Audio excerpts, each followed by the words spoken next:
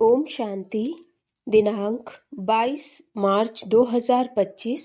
बाप दादा के साकार मधुर महावाक्य। मीठे बच्चे, तुम्हें नशा चाहिए कि हमारा पारलौकिक बाप वंडर ऑफ द वर्ल्ड अर्थात स्वर्ग बनाता, जिसके हम मालिक बनते हैं।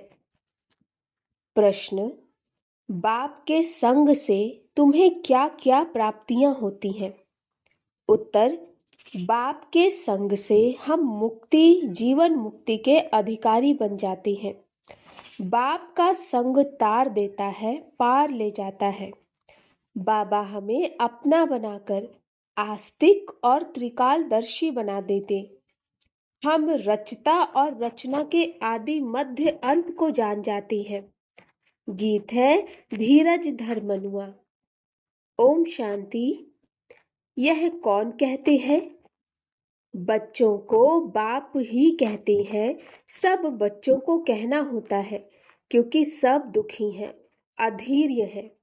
बाप को याद करते हैं कि आकर दुख से लिबरेट करो, सुख का रास्ता बताओ। अब मनुष्यों को, उसमें भी खास भारतवासियों को यह याद नहीं है कि हम भारतवासी बहुत सुखी थे। भारत प्राचीन से प्राचीन वंडरफुल लैंड था। वंडर ऑफ द वर्ल्ड कहते हैं ना। यहाँ माया के राज्य में 7 वंडर्स गाए जाते हैं। वह है स्थूल वंडर्स। बाप समझाते हैं यह माया के वंडर्स हैं जिसमें दुख है। राम बाप का वंडर है स्वर्ग, वही वंडर ऑफ वर्ल्ड है। भारत स्वर्ग था, हीरे जैसा था। वहां देवी देवताओं का राज्य था। यह भारतवासी सब भूल गए हैं। भल देवताओं के आगे माथा टेकते हैं, पूजा करते हैं, परंतु जिनकी पूजा करते हैं उन्हों की बायोग्राफी को जानना चाहिए ना। यह बेहद का बाप बैठ समझाते हैं। यहाँ तुम आए हो पारलौकिक बाप के पास। पारलौकिक बाप है स्वर्ग स्थापन करने वाला। यह कार्य कोई मनुष्य नहीं कर सकते। इनको भी बाप कहते हैं, हे श्री कृष्ण की आत्मा, तुम अपने जन्मों को नहीं जानती हो। तुम श्री कृष्ण थे तो सतो प्रधान थे, फिर 84 जन्म लेते अभी तुम तमो प्रधान बने हो। भिन्न भिन्न नाम तुम्हारे पड़े हैं। अभी तुम्हारा नाम ब्रह्मा रखा है। ब्रह्मा सो विष्णु व श्री कृष्ण बनेगा। बात एक ही है। ब्रह्मा सो विष्णु, विष्णु सो ब्रह्मा। ब्रह्मा मुख वंशावली ब्राह्मण सो फिर देवता बनते हैं। फिर वही देवी देवता फिर शूद्र बनते हैं। अभी तुम ब्राह्मण बने हो। अभी बाप बैठ तुम बच्चों को समझाते हैं। यह है भगवान वाच। तुम तो हो गए स्टूडेंट, तो तुमको कितनी खुशी होनी चाहिए, परंतु इतनी खुशी रहती नहीं है। धनवान धन के नशे में बहुत खुश रहते हैं ना। यहाँ भगवान के बच्चे बने हो तो भी इतना खुशी में नहीं रहते। समझते नहीं, पत्थर बुद्धि है ना। तकदीर में नहीं है तो ज्ञान की धारणा कर नहीं सकते। अब तुमको बाप मंदिर लायक बना रही हैं, परंतु माया का संग भी कम नहीं। गाया हुआ है संग तारे कुसंग बोरे। बाप का संग तुमको मुक्ति जीवन मुक्ति में ले जाता, फिर रावण का कुसंग तुमको दुर्गति में ले जाता है। 5 विकारों का संग हो जाता है ना। भक्ति में नाम कहते हैं सत्संग, परंतु सीढ़ी तो नीचे उतरते रहते हैं। सीढ़ी से कोई धक्का खाएगा तो जरूर नीचे ही गिरेगा ना। सर्व का सदगति दाता एक बाप ही है। कोई भी होंगे, भगवान का इशारा ऊपर में करेंगे। अब बाप बिगर बच्चों को परिचय कौन दे? बाप ही बच्चों को अपना परिचय देते हैं। उनको अपना बनाए सृष्टि के आदि मध्य अंत का नॉलेज देते हैं। बाप कहते हैं, मैं आकर तुमको आस्तिक भी बनाता हूँ, त्रिकालदर्शी भी बनाता हूँ। यह ड्रामा है, यह कोई साधु संत आदि नहीं जानते। वह होते हैं हद के ड्रामा। यह है बेहद का ड्रामा। इस बेहद के ड्रामा में हम सुख भी बहुत देखते तो दुख भी बहुत देखते हैं। इस ड्रामा में कृष्ण और क्रिश्चियन का कैसा हिसाब किताब है। उन्होंने भारत को लड़ाई राजाई ली, अभी तुम लड़ते नहीं हो। वह आपस में लड़ते हैं, राजाई तुमको मिल जाती। यह ड्रामा में नूंद है। यह बातें कोई भी जानते नहीं। ज्ञान देने वाला ज्ञान का सागर एक ही बाप है जो सर्व की सद्गति करते हैं। भारत में देवी देवताओं का राज्य था तो सद्गति थी, बाकी सब आत्माएं मुक्ति धाम में थीं। भारत सोने का था, तुम ही राज्य करते थे। सतयुग में सूर्यवंशी राज्य था, अभी तुम सत्य नारायण की कथा सुनते हो। नर से नारायण बनने की यह कथा है। यह भी बड़े अक्षरों में लिख दो। सच्ची गीता से भारत सचखंड वर्थ पाउंड बनता है। बाप आकर सच्ची गीता सुनाते हैं, सहज राजयोग सिखलाते हैं तो वर्थ पाउंड बन जाते हैं। बाबा टोटके तो बहुत समझाते हैं, परंतु बच्चे देह अभिमान के कारण भूल जाते हैं। देही अभिमानी बने तो धारणा भी हो, देह अभिमान के कारण धारणा होती नहीं। बाप समझाते हैं, मैं थोड़े ही कहता हूँ कि मैं सर्वव्यापी हूँ। मुझे तो कहते भी हो तुम मात पिता, तो इसका अर्थ क्या? तुम्हारी कृपा से सुख घनेरे, अभी तो दुख है। यह गायन किस समय का है यह भी समझते नहीं। जैसे पक्षी चूं चूं करते रहते अर्थ कुछ नहीं, वैसे यह भी चूं चूं करते रहते अर्थ कुछ नहीं। बाप बैठ समझाते हैं, यह सब है अनराइटियस। किसने अनराइटियस बनाया है? रावण ने। भारत सचखंड था तो सब सच बोलते थे, चोरी ठगी आदि कुछ भी नहीं था। यहाँ कितना चोरी आदि करते, दुनिया में तो ठगी ही ठगी है। इसको कहा ही जाता है पाप की दुनिया, दुख की दुनिया। सतयुग को कहा जाता है सुख की दुनिया। यह है विशेष वैश्यालय, सतयुग है शिवालय।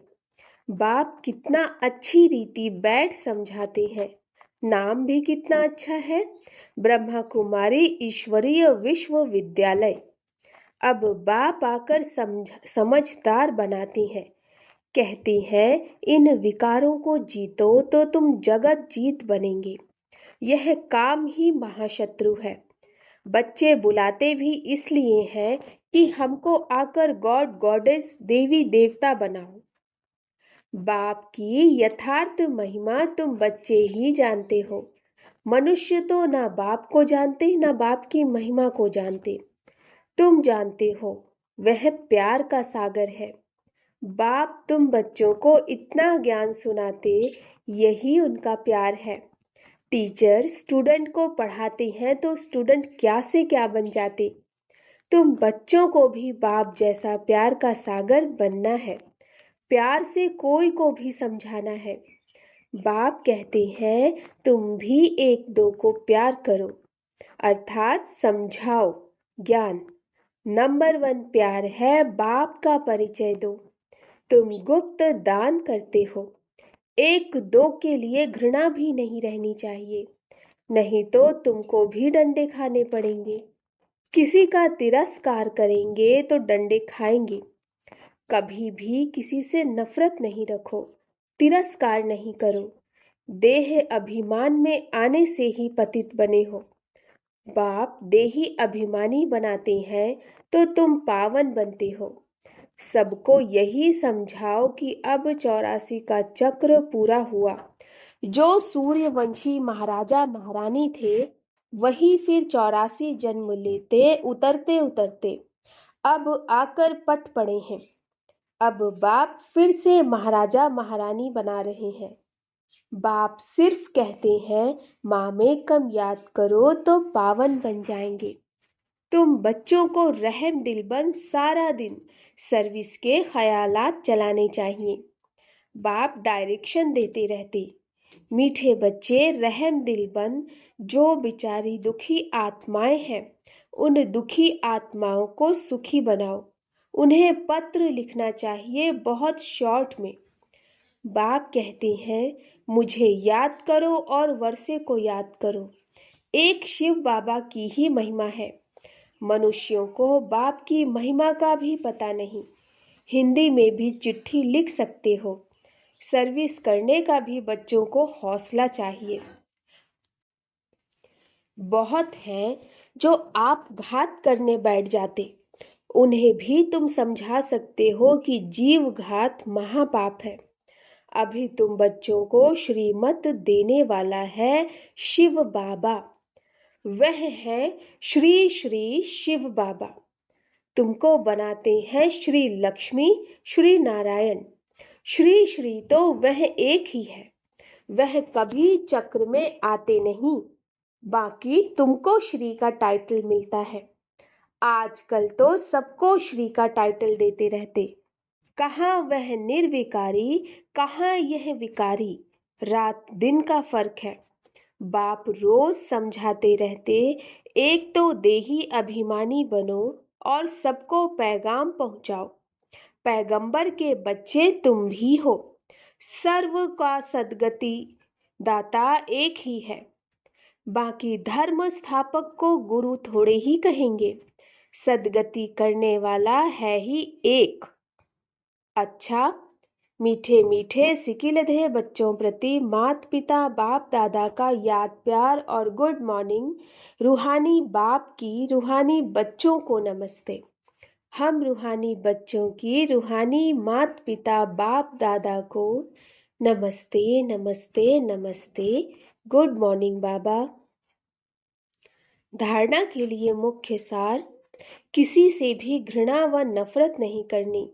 रहम दिल बन दुखी आत्माओं को सुखी बनाने की सेवा करनी है। बाप समान मास्टर प्यार का सागर बनना है। दूसरा, भगवान के हम बच्चे हैं। इसी नशे व खुशी में रहना है। कभी माया के उल्टे संग में नहीं जाना। देही अभिमानी बनकर ज्ञान की धारणा करनी है। वरदान, बाप समान वरदानी बन हर एक के दिल को आराम देने वाले मास्टर दिलाराम भव। बाप समान वरदानी बन हर एक के दिल को आराम देने वाले मास्टर दिलाराम भव। जो बाप समान वरदानी मूर्त बच्चे हैं, वह कभी किसी की कमजोरी को नहीं देखते। वह सबके ऊपर रहम दिल होते। जैसे बाप किसी की कमजोरियां दिल पर नहीं रखते, ऐसे वरदानी बच्चे किसी की कमजोरी दिल में धारण नहीं करते। वे हर एक की दिल को आराम देने वाले मास्टर दिलाराम होते हैं। इसलिए साथी हो या प्रजा सभी उनका गुणगान करते हैं। सभी के अंदर से यही आशीर्वाद निकलती है कि यह हमारे सदा स्नेही सहयोगी हैं। स्लोगन, संगम युग पर श्रेष्ठ आत्मा वह है जो सदा बेफिक्र बादशाह है। संगम युग पर श्रेष्ठ आत्मा वह है जो सदा बेफिक्र बादशाह है। मातेश्वरी जी के अनमोल महावाक्य। ज्ञानी तू आत्मा बच्चों की भूल होने से 100 गुना दंड। इस अविनाशी ज्ञान यज्ञ में आए साक्षात परमात्मा का हाथ लेकर फिर कारणे अकारणे अगर उनसे विकर्म हो जाता तो उसकी सजा बहुत भारी है। जैसे ज्ञान लेने से उनको 100 गुना फायदा है, वैसे ज्ञान लेते कोई भूल हो जाती है तो फिर 100 गुना दंड भी है। इसलिए बहुत खबरदारी रखनी है। भूल करते रहेंगे तो कमजोर पड़ते रहेंगे। इसलिए छोटी बड़ी भूल को पकड़ते रहो। आइंदे के लिए, आगे के लिए परीक्षण कर चलते चलो।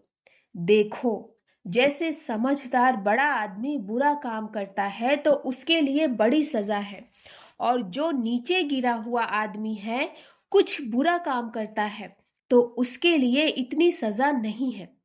अब तुम भी परमात्मा के बच्चे कहलाते हो, तो इतने ही तुमको दैवी गुण धारण करने हैं।